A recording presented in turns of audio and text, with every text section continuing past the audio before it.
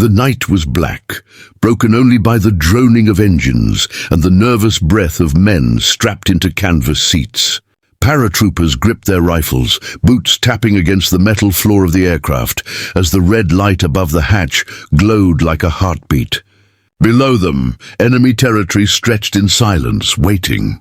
In the distance, the muffled thump of artillery reminded them that the ground was not safe, but neither was the sky. Flak shells burst around the transports, shaking the planes, tearing holes through wings. Still, the jumpmasters shouted over the roar, "Stand up, hook up!"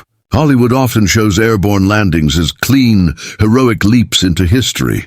Men floating gracefully under silk canopies, landing in neat groups, charging forward as one unstoppable spearhead. The reality was chaos.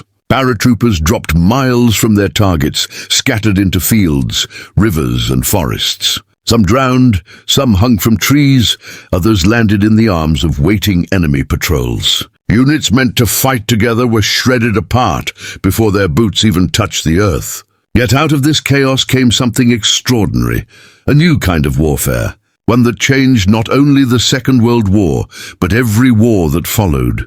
If you want to uncover the forgotten battle that gave birth to modern airborne forces, the desperate gamble, the shattered landings, and the brutal fights that proved paratroopers could turn the tide, then stay with us. Subscribe, share, and join this journey into the night sky of World War II, where history hung on silk threads drifting into darkness.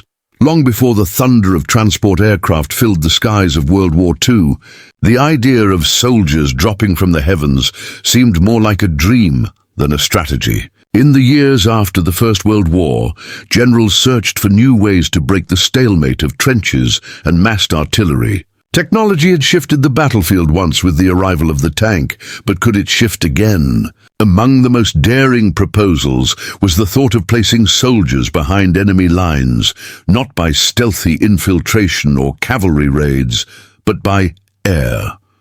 The Soviets were among the first to experiment. In the early 1930s, they staged dramatic demonstrations where hundreds of troops leapt from planes, landing in open fields before cheering crowds. The displays were part military experiment, part propaganda theater, yet they proved something remarkable.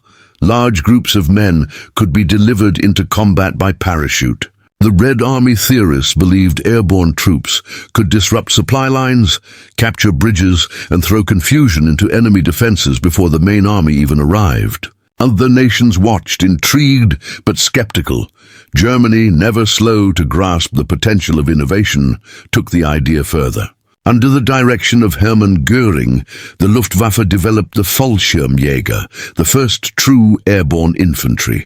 Their training was brutal, their missions dangerous, but their promise was undeniable. By 1940, German paratroopers were leaping into action during the invasions of Norway and the Low Countries, dropping from Junkers transports into the heart of battle. When they seized key positions at Fort Eben-Emael in Belgium, scaling walls and silencing guns thought impenetrable, the world paid attention. Airborne troops were no longer theory, they were terror from the sky. The Allies, still reeling from German victories, realized they could not ignore the concept. Britain formed its own airborne units, and soon the United States followed.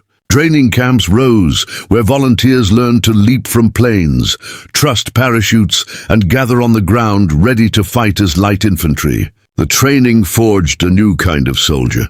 Paratroopers had to accept risk that few others did. They would always be outnumbered, lightly armed and scattered in hostile territory. Survival meant improvisation, quick thinking, and the courage to fight with whatever was at hand. The image of the paratrooper became something almost mythical. A man who fell from the night sky, landing like a ghost where the enemy least expected him. But for every story of daring raids, the doubts remained. Could these lightly armed troops hold ground against tanks and artillery? Could they be supplied once they dropped miles behind enemy lines? What happened if the wind carried them away from their landing zones, scattering them into chaos? The questions piled up even as the training accelerated. For many commanders, the gamble was worth it. Traditional warfare had bogged down Europe once before, costing millions of lives. If airborne troops could break open the battlefield, even at great risk, then perhaps they were the key to avoiding another stalemate. And so, by the early years of World War II, the stage was set. Paratroopers trained in secret, their silk canopies waiting. Aircraft crews rehearsed night drops, engines humming through darkness. The theory had been tested, the volunteers had been forged, and the promise of airborne warfare hung in the balance. The soldiers themselves were a breed apart. They knew their mission was not simply to fight, but to gamble with their lives the moment they leapt from the aircraft. They would always be surrounded, cut off, expected to sow chaos until relief arrived. Some embraced the danger, wearing their parachute wings like a badge of pride. Others hid their fear behind jokes, laughter that masked the truth. Every jump was a roll of the dice, and one day, the dice would be thrown over enemy skies. It was in this crucible of theory and training that modern airborne forces were born. Yet no matter how many drills, no matter how carefully the generals planned, nothing could prepare them for the moment when the concept turned to reality. The first combat drops would prove whether the idea of falling soldiers was brilliance or madness. The theory of airborne warfare had been rehearsed on training fields and sketched on war maps. But the true test came in the spring of 1940, when Germany unleashed its blitzkrieg across Western Europe. At dawn, the sky itself became a battlefield. Hundreds of transport aircraft droned over Norway, Denmark, and the Low Countries, their bellies packed with paratroopers braced for the plunge. For the first time in history, entire military units would arrive not by marching boots or armored columns, but by falling from the clouds. The fortress of Airborne in Belgium was the first target to feel the full shock. It was considered one of the most impregnable defenses in Europe, a concrete mountain bristling with heavy guns. Yet before the Belgian garrison could react, gliders touched down silently on the fortress roof.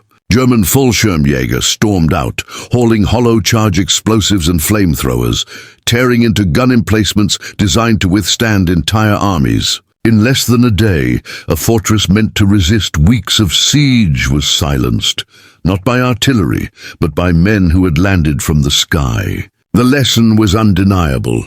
Airborne troops could achieve the impossible if surprise was on their side, but victory had its price. German paratroopers soon discovered that glory and survival were not the same. In Norway, men dropped into snow-covered valleys, where enemy fire tore through parachutes before boots ever touched the ground. In Holland, entire stick after stick of paratroopers were cut down as they descended, their silk canopies glowing like targets in the morning sun. Casualties mounted with terrifying speed, and commanders realized that once the element of surprise was lost, airborne troops were more vulnerable than any other.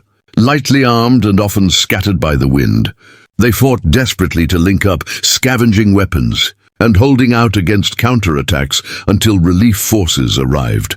The Allies studied these lessons with equal parts fear and fascination. Britain launched its first airborne raid in 1941, Operation Biting, a small but daring strike on a German radar station in France. It proved that the idea was not just Germany's to wield. Soon the United States entered the war, raising its own divisions of paratroopers. Men from farms, cities, and factories volunteered for the airborne, not because it was safer, but because it was riskier. The wings sewn above their hearts marked them as elite, even if that status meant stepping into the jaws of death. Their baptism of fire came in July 1943, during the invasion of Sicily. Under a moonlit sky, waves of American and British paratroopers leapt from roaring transports, their silk shoots blooming like ghostly flowers. Yet chaos reigned from the start. High winds scattered them across the countryside, sometimes miles from their intended drop zones. Entire units were broken apart before they even touched the ground. Many drowned in the sea after being dropped too early. Others landed directly amidst enemy positions, fighting alone or in small groups until they were overwhelmed. The operation was plagued with mistakes, but it revealed a crucial truth. Even scattered and disoriented, paratroopers could sow confusion across an entire front. Axis defenders, uncertain of where the real threat lay, faltered in their resistance. By the time of the Normandy invasion in 1944, airborne forces had become central to Allied strategy. In the hours before dawn on June 6th, thousands of American and British paratroopers hurled themselves into the blackness over France. Inside the C-47 transports, the air stank of fuel and sweat, engines roaring so loud that thoughts drowned in noise. Green jump lights flicked on, and men hurled themselves into nothingness, trusting that their chutes would bloom in the dark. On the ground, chaos was absolute. Men landed in hedgerows, rivers, even enemy villages. Some fought in small knots of resistance. Others never found their units at all. Yet in that chaos lay strength. German defenders believed massive airborne armies had dropped around them, their lines shattered by ghost soldiers appearing everywhere at once. The baptism of fire was cruel, costly, and riddled with failure. Yet it also revealed the strange, paradoxical power of airborne troops. They were weakest when measured against tanks and artillery, yet strongest when their very presence disrupted an enemy's certainty. They did not always seize every objective, but they always shattered the calm of the battlefield. War had entered a new dimension, and soldiers learned to fear not only the ground before them, but the skies above. By 1944, airborne divisions were no longer an experiment. They were essential tools of strategy, symbols of daring, and proof that men could fight wars in ways that defied tradition. But the baptism of fire was not yet over. The greatest airborne gambles were still to come, gambles that would test not just the courage of the soldiers, but the very limits of the idea itself. If airborne operations had begun as daring experiments and evolved into crucial tools of strategy, by 1944 they reached their most dangerous stage. High-stakes gambles where victory or disaster hinged on thin silk and fragile hope. The paratrooper had become an icon, but icons did not guarantee success. War had a way of punishing even the boldest ideas, and nowhere was that more evident than in the colossal gamble of Operation Market Garden. In September 1944, the Allies sought to end the war in Europe before Christmas. The plan was breathtaking in ambition. Airborne divisions would drop deep into the Netherlands, seizing bridges across a chain of rivers and canals. British, American, and Polish paratroopers would secure the crossings, holding them long enough for ground forces to rush up a single highway and plunge into the industrial heart of Germany. If it worked, the war could be shortened by months. If it failed, thousands of airborne troops would be stranded far behind enemy lines. When the first sticks of paratroopers jumped, spirits were high. They fell onto sunny Dutch fields, gathering quickly and seizing towns with almost theatrical speed. Civilians cheered, waving flags as columns of men in jump boots and helmets marched through narrow streets. But the optimism was a mask. Scattered intelligence had warned of German panzer divisions resting near Arnhem, and those warnings proved all too real. By the time British paratroopers reached the final bridge, they found themselves surrounded by veteran SS armor and infantry. What had seemed a lightning strike turned into a trap. For days, the paratroopers held, cut off and running out of ammunition, their radios crackling with desperate calls for reinforcements. Hold until relieved, they were told, but relief never came. Surrounded, starved of supplies, they fought from house to house, turning Arnhem into a ruin of shattered windows and burning beams. At last, those who could withdrew under the cover of night across the Rhine, leaving behind hundreds of dead and captured. Market Garden had failed, and the promise of ending the war by Christmas dissolved into smoke. The gamble had cost nearly 17,000 casualties, many of them airborne troops who had leapt into the jaws of disaster. Yet even failure carried lessons. The gamble revealed both the courage of the airborne soldier and the fragility of the airborne dream. Light infantry could never hold indefinitely against armored divisions. Their strength lay in shock, disruption, and brief, violent bursts of control. When commanders pushed beyond those limits, they gambled with lives on a scale too great to bear. The Germans themselves learned this truth the hard way in Crete 3 years earlier. In 1941, their airborne forces had launched Operation Mercury, an invasion of the island by parachute and glider. It was the largest airborne assault in history at the time, and at first it stunned the British defenders. But the losses were catastrophic. Thousands of paratroopers were killed before they could even gather their weapons, cut down in fields and olive groves by defenders firing upward at helpless men drifting from the sky. Though the Germans eventually took Crete, Hitler was so horrified by the casualties that he forbade further large-scale airborne operations. For the Reich, the airborne gamble had proven too costly. Still, other armies pressed forward. For the Allies, the courage of their paratroopers was not a resource to waste, but a weapon to refine. The lesson was clear. Airborne troops could win victories, but only if used with precision and restraint. They were not an unstoppable hammer, but a scalpel, a force to cut deep at the right moment. The paratroopers themselves understood this better than anyone. They knew the odds every time they climbed into a transport plane, rifles slung, nerves tight. They jumped, knowing that one bad gust of wind, one burst of flak, one miscalculation from the planners above could scatter them into chaos or death. And still they went. It was in these moments of gamble that the airborne legend hardened. The soldier dropping from the sky was not invincible. He was vulnerable, human, caught between brilliance and disaster. He was the embodiment of war's cruel paradox. The same daring that inspired hope also invited tragedy, and yet the gambles were not over. With the Ardennes frozen in snow and the war dragging on, airborne troops would once again be called upon to leap into the storm, testing their courage not in sunlit drops or bold invasions, but in the bitter cold of desperation. The autumn optimism of 1944 collapsed into the hard, frozen reality of winter. For the airborne divisions that had fought through Sicily, Normandy, and Market Garden, the coming test would not be defined by sudden leaps from the sky, but by the brutal endurance of holding ground against overwhelming odds. The Ardennes forest, quiet and snow-covered, became the stage for one of the most desperate struggles of the war, the Battle of the Bulge.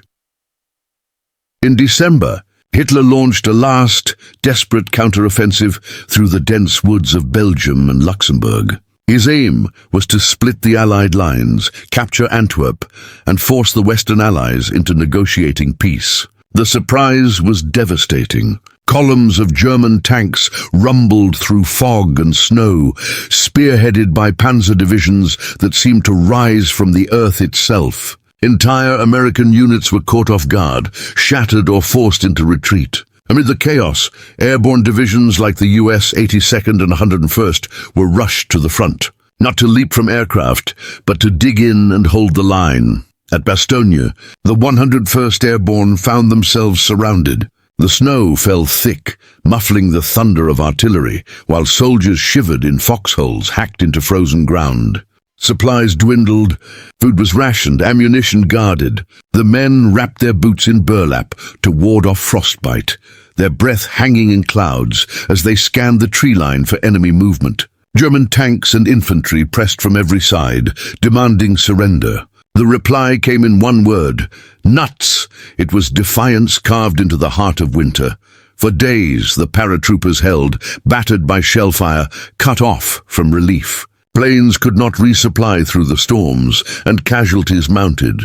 Yet the airborne soldiers endured, fighting not with the mobility and daring that defined their drops, but with a grim determination that turned them into anchors of resistance. When the skies finally cleared and Allied aircraft roared overhead with supplies, the men of Bastogne proved that airborne divisions were not only shock troops of surprise, but hardened infantry capable of standing against the storm. The Ardennes was not the only place where airborne forces bore this burden. In Italy, British paratroopers fought through mountains and valleys, enduring mud and cold to capture high ground from entrenched defenders. In the east, Soviet paratroopers were deployed in desperate attempts to disrupt German supply lines, often at terrible cost. Everywhere, the airborne soldier carried the weight of expectation, to be both the first into battle and the last to leave, to fight in ways no one else could, and to survive conditions that might have broken lesser units. Winter warfare stripped away illusions. The myth of the airborne as invincible heroes gave way to the reality of men freezing in foxholes, gnawing on frozen bread, and clutching rifles with numb fingers. Their legend did not come from flawless victories, but from the refusal to break, even when every sensible calculation said they should. In the Ardennes, surrounded and starving, they became symbols of endurance rather than mobility. Proof that the courage to hold on could matter as much as the courage to leap into the unknown. As the snows melted and the German offensive faltered, the war entered its final months. The airborne had survived their greatest ordeal, but the burden had changed them. They were no longer simply the daring figures who fell from the sky with silk canopies overhead. They were battle-hardened veterans who had seen every face of war, the thrill of surprise, the despair of failure, the agony of endurance. And they knew the end was near, though the cost of reaching it would remain heavy. The shadow of winter lingered, even as spring returned to Europe. For the airborne, the next battles would carry them across rivers, into the heart of Germany, and into the legacy of legends that would outlast the war itself.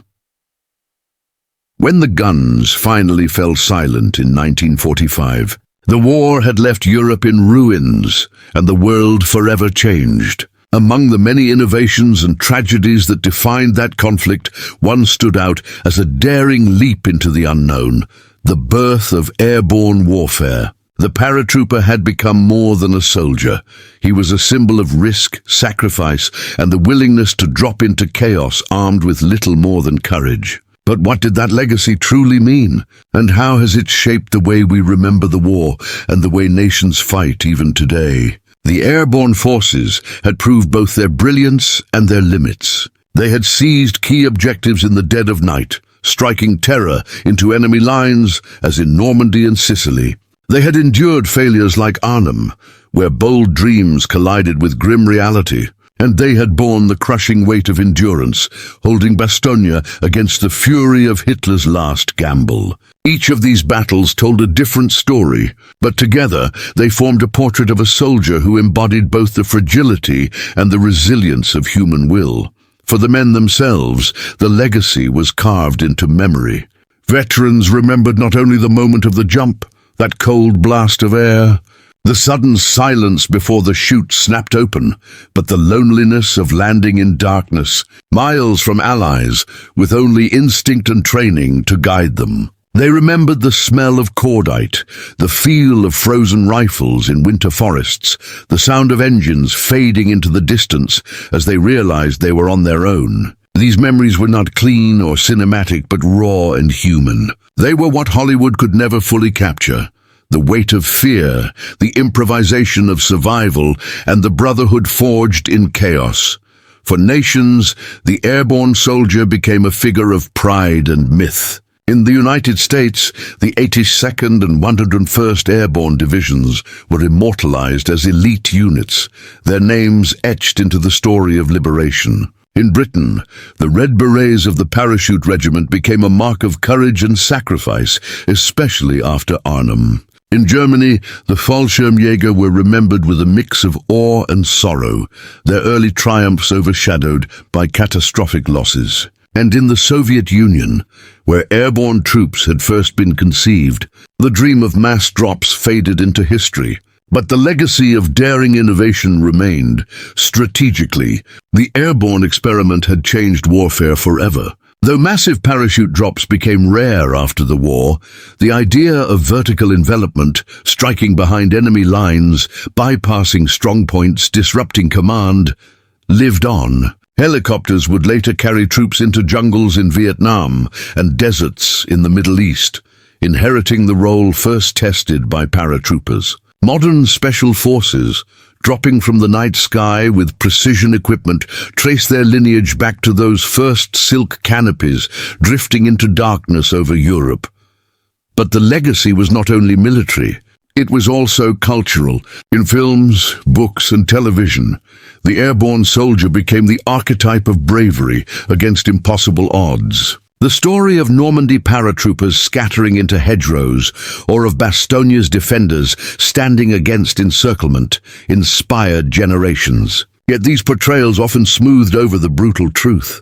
The parachutes did not always open. The drops were often chaos. The soldiers were frequently lost, afraid, and underprepared. The reality was harsher than the myth, and it was precisely that harshness that gave their courage its true weight. Perhaps the greatest legacy of the airborne is the reminder that innovation in war is never simple. The idea of soldiers falling from the sky was bold, but it was also fraught with risk. It promised miracles, but delivered both triumph and tragedy. It showed that human daring could create new possibilities, but also that no technology could erase the cost of war. The paratroopers' legacy lies in that tension, the willingness to leap into danger, and the knowledge that success is never guaranteed. In the years after the war, many veterans spoke little of their experiences. The memories were too sharp, too personal. But when they did speak, they often returned to the same idea, that airborne service had bound them together in ways few could understand. They were men who had stepped into the unknown, trusting each other more than any plan, more than any general. That trust became their survival, and their brotherhood became their legacy. Even now, when we watch old footage of silk shoots dotting the sky, it is hard not to feel the awe. Men falling into battle, armed not with certainty but with nerve, became a living metaphor for the war itself. Ordinary people hurled into extraordinary circumstances, fighting to shape the future from the jaws of destruction. The airborne soldier was never invincible, never untouchable, but he was willing. And in that willingness, history was changed. The war ended, the planes went quiet, and the parachutes were folded away. But the legacy of the airborne endures, not as a myth of perfect victories, but as a story of flawed, fragile men who leapt into hell and somehow carved out a place in history. Their gift to us is not just the memory of daring raids or desperate defenses, but the reminder that courage is not the absence of fear. It is the act of stepping forward anyway, even when the ground is rushing up to meet you and the outcome is uncertain. The forgotten battle that gave birth to modern airborne forces was not truly forgotten. Its echoes live on in every soldier who jumps today, in every story told around veterans' tables, and in the way we understand both the promise and the peril of innovation in war. The paratroopers of World War II may have been scattered across fields, forests, and rivers, but their legacy landed squarely in the heart of history. And as long as we remember, their leap into darkness will never truly end.